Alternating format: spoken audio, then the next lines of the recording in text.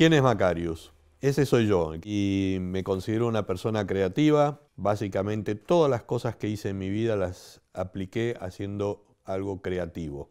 Y los artistas tenemos una locura, ¿no? Y creo que esa locura es la que algunas veces me ha hecho tener éxito y muchas veces me ha hecho pegarme contra la pared. Eso es lo que soy.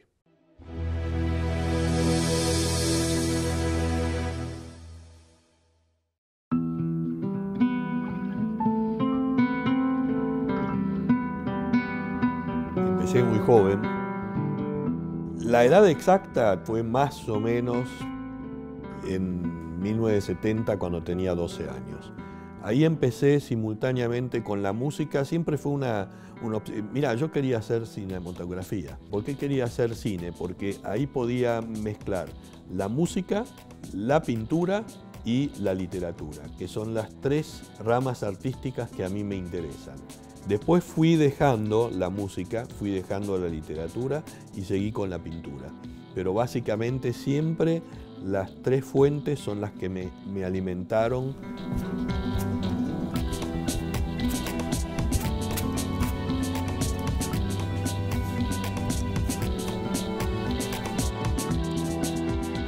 Empecé de casualidad, ¿no? Porque mi padre me llevó a ver una exposición de Paul Klee, que era su ídolo. Y yo vi eso a los 12 años y dije, mira, esta porquería la puedo pintar yo también. Me dijo, bueno, si vos podés pintar esta porquería, pintala. Yo llegué a mi casa, agarré una sábana, mi madre estaba feliz, la corté en pedacitos y empecé a pintar esas cosas, que todavía están y hay un montón de esos hechos. Así empecé.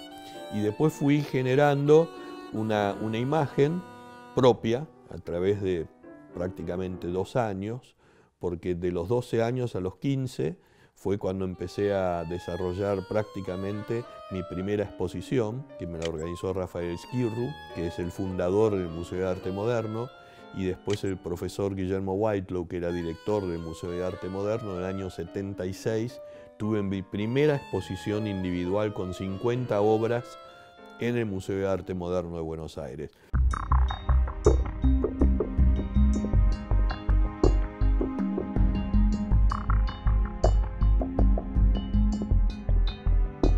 Vengo de una familia privilegiada donde se mamaba arte, por parte de mi madre y por parte de mi padre.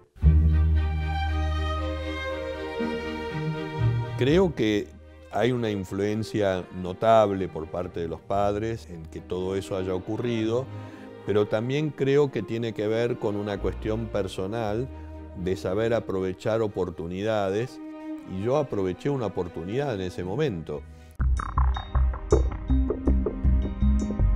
Toda la obra mía es impecable, y lo digo con humildad, pero convencido de lo que te digo. Mis grabados son impecables técnicamente, mis óleos son impecables técnicamente, mis témperas son impecables. Todo lo que hice técnicamente son reconocidos por muchos, como que la técnica que yo utilizo es muy, muy buena. Después la imagen es discutible, pero digamos, la técnica que yo utilicé siempre fue muy buena. Y las témperas fue lo primero que yo hice, y durante muchos años pinté con témperas. Y después empecé a pintar con óleos, y acrílico, que nunca me gustó, fue lo último que hice. Los acrílicos, que son estos grandes, los empecé por allá en el año 2000 más o menos. Después hice también fotografía, proyectogramas, fotogramas, cine experimental. Hice muchas cosas. La verdad que disfruté todo lo que hice. Creo que básicamente cuando uno disfruta lo que hace, por lo general no importa si hay un reconocimiento o no, sino lo importante es que lo que uno hace lo haga con convicción, y eso en algún momento va a tener su fruto.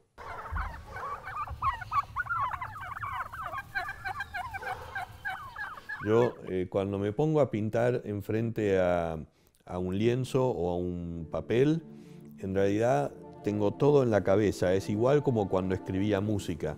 La tengo en la cabeza y lo plasmo, pero no hay algo que me alimente. Yo creo que lo que alimenta a un artista es la vida, las vivencias, las experiencias buenas, malas, mediocres, momentos en los cuales uno por ahí te enamoraste de alguien o te enamoraste de otra persona o te peleaste con alguien o pasó algo en el mundo, y esas son las cosas que uno plasma como artista. El artista no es otra cosa que un redactor de la vida, es un periodista que plasma en su forma de expresión lo que ve a su alrededor.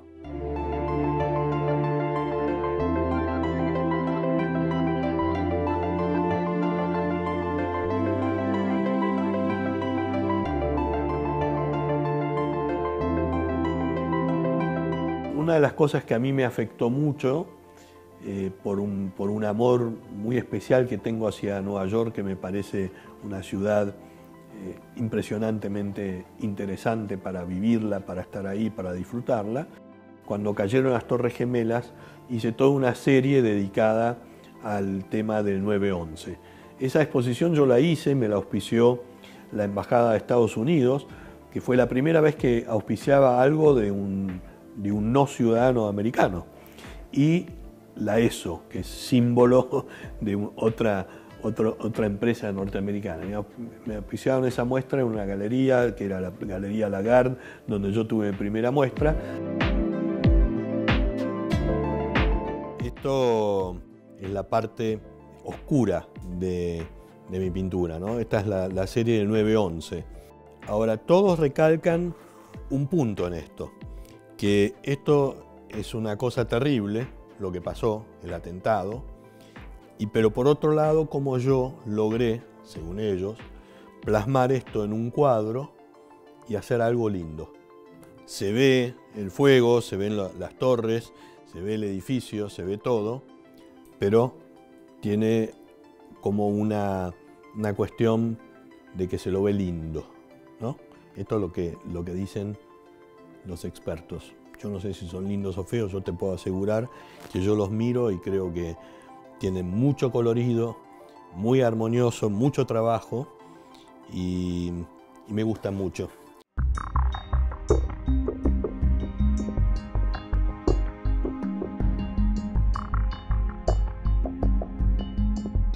Cuando se prendió fuego en Notre Dame, que también me pareció una cosa muy loca, ¿no? De ver cómo se caía Notre Dame y las cúpulas y todo se prendía fuego. Hice un cuadro hace muy poquito de Notre Dame en llamas.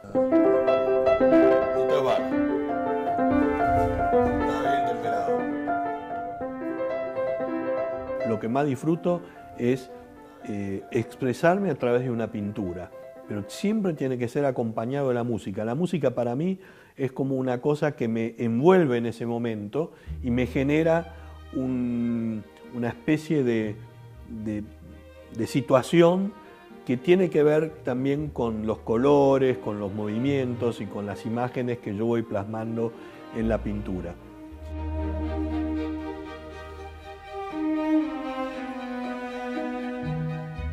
Tengo muy buen pulso y todavía, a pesar de la edad y los ojos y todo, tengo muy buen pulso. De hecho, Ari Brisi, McIntyre siempre han venido a mis muestras y les llamó la atención porque la mayoría de la pintura geométrica no se hace con pincel, sino se hace con soplete. En el caso mío, yo pinto todo a pincel y el buen pulso hace de que no puedan creer que los cuadros que yo pinté en témpera y en acrílico y en óleo no están hechos a pincel. En un momento dado yo sentí que estaba muy metido en lo que era una situación de la cual no encontraba una salida, y entonces decidí forzarme a romper, digamos, los moldes con los cuales yo estaba pintando, que eran muy geométricos, muy abstractos, y quería ir hacia una cuestión más figurativa. Ahí me metí en el taller de grabado, en donde yo quería romper los moldes que yo estaba haciendo. Y el grabado me permitió eso, porque el grabado es como una cuestión artesanal donde interviene unas cuestiones del azar.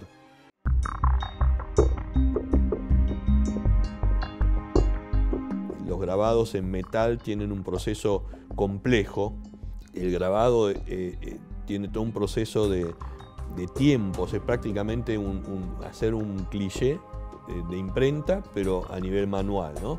Se trabaja sobre una chapa de aislación de zinc con plomo o con níquel, y eso se cubre con pintura asfáltica. Obviamente también hay que tener buen pulso ahí, y eso se mete en ácido nítrico.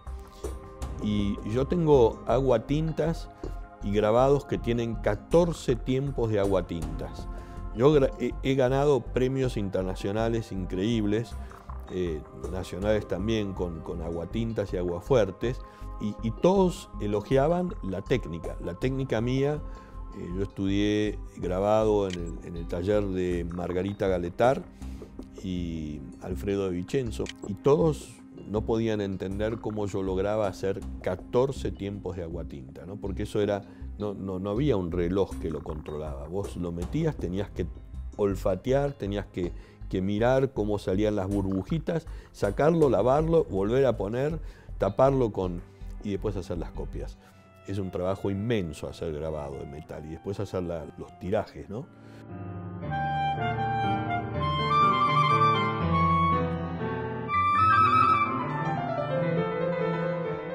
Los artistas creo que somos locos, tenemos una locura desarrollada que la vamos midiendo de una manera distinta a lo que es un empresario, que puede tener una locura, pero es una locura distinta. Todos mis óleos tienen su boceto, todos mis grabados tienen su boceto en lápiz. Yo bocetitos de 3 centímetros por 5, por ahí, y después hice el óleo grande, de 1 metro por 70, y exactamente igual y exactamente los mismos colores. Entonces, por ejemplo, esto es una témpera hecha con pincelito. Fíjate cómo está pintado. Y todos estos que vos tenés acá, estos que están acá, que te los tiro así, pintados en óleo, pero estos son bocetos en realidad míos. Y también el librito este estuvo expuesto en el Museo de Arte Moderno, en una vitrina. Karim Makarius, miniaturas musicales ilustradas, copiadas, grabadas, 1975.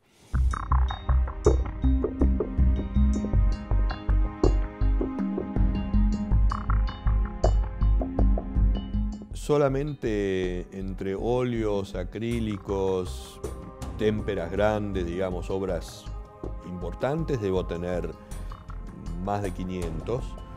Y después están los grabados, que obviamente, como son series, digamos, se multiplica mucho. Igualmente, 500 telas es mucho. Tengo una visión crítica con respecto a las obras mías. O sea, hay cosas que a mí me gustan, pero también creo que no siempre lo que a mí me parece que es lo mejor, por ahí es realmente lo más representativo dentro de una época o un estilo de la obra mía.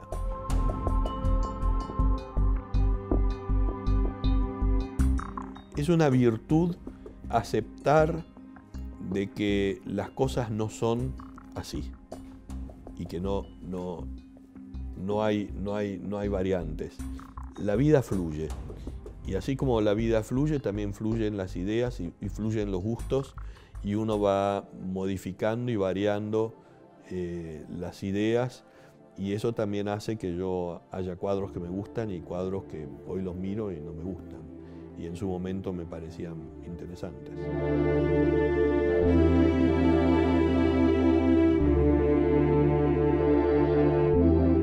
El artista refleja su propia vida, entonces al reflejar su propia vida, los golpes, las alegrías, las tristezas y todo eso te influencia y te genera determinadas situaciones en las cuales vos podés llegar a tener un momento de lucidez que no no te la puedo explicar por qué un cuadro como este, que me gusta mucho, salió en ese momento de esta manera y por qué el cuadro ese salió en ese momento blanco y negro de esa manera.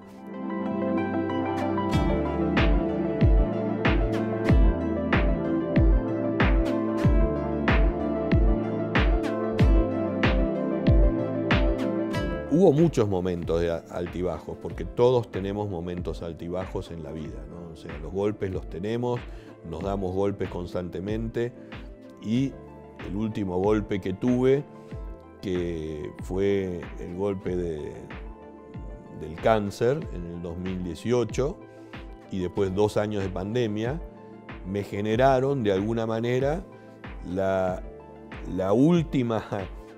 El último empujón que tengo hasta el día de hoy, en el cual pinté 70 cuadros de 2 metros por 1,30, más otros tantos de 80 por 1,30, y que tienen que ver con el COVID, que tienen que ver con la muerte, pero que en definitiva yo creo que representaron para mí una terapia.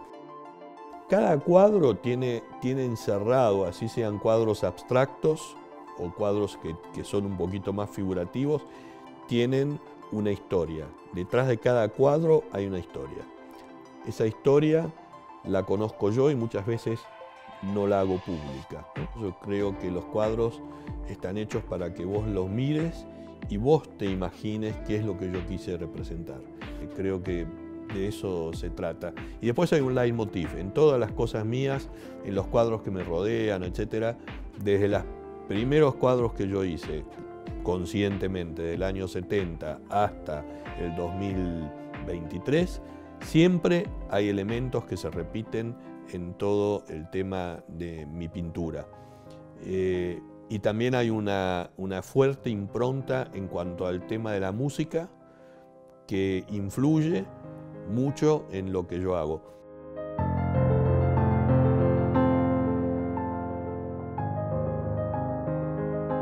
Pues yo creo que existe lo que se llama arte terapia. Así como existe como carrera la musicoterapia, la terapia y usar el arte como terapia, creo que existe. Yo creo que la pandemia y el cáncer, yo lo estoy llevando de alguna manera mejor y más tranquilo, gracias a haberme refugiado en lo que a mí me gusta, que es la música clásica y la pintura.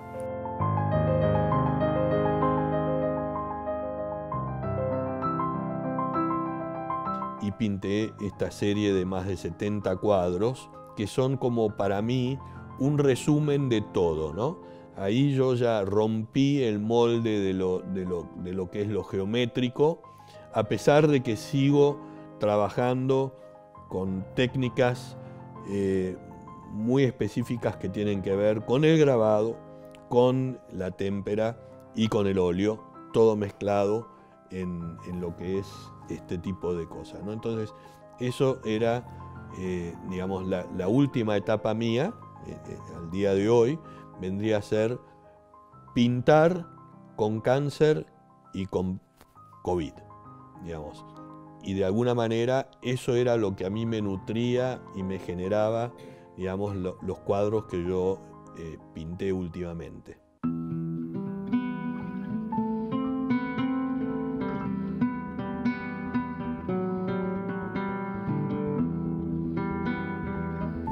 Desde el año 70 y pico, cuando yo empecé a pintar, hay cosas que se van repitiendo y evolucionando. ¿Por qué? Porque a través de los años esas imágenes evolucionaron. Este cuadro, por ejemplo, está la pareja ahí en el medio, envuelta en una oscuridad, digamos, un edificio oscuro, y a los costados hay una imagen que yo hice en grabado, que yo le puse el hombre solitario, porque yo me considero una persona solitaria.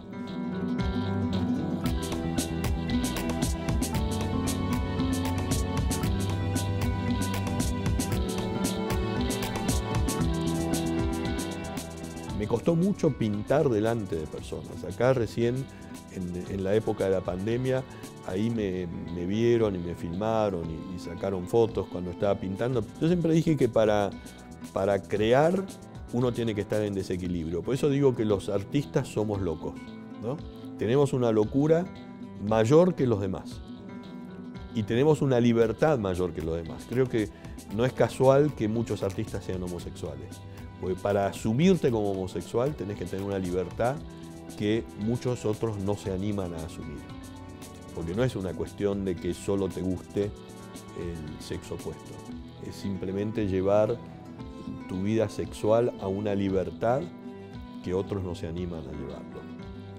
Yo en mi caso, por ejemplo, a mí me gustan las mujeres y me gustan los hombres. No era así al principio, pero me da exactamente igual. A mí lo que me gusta es disfrutar. Siempre que estuve en pareja con personas con las cuales yo consideré que podía tener una relación positiva y enamorado, y eso evidentemente se refleja también en los cuadros.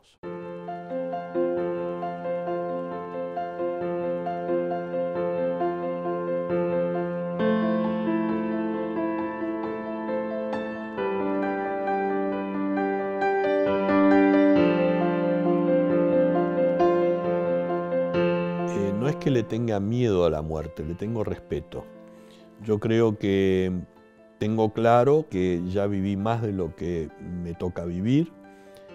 Me ha ayudado el temor a la muerte para ordenarme yo en muchos aspectos.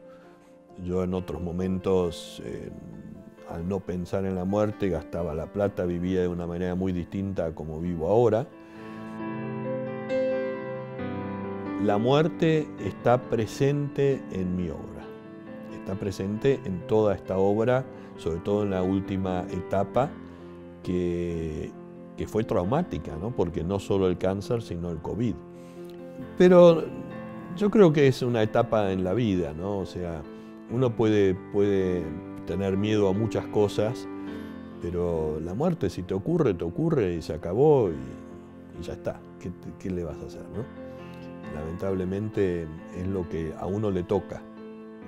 En mi caso está anticipado y estoy advertido.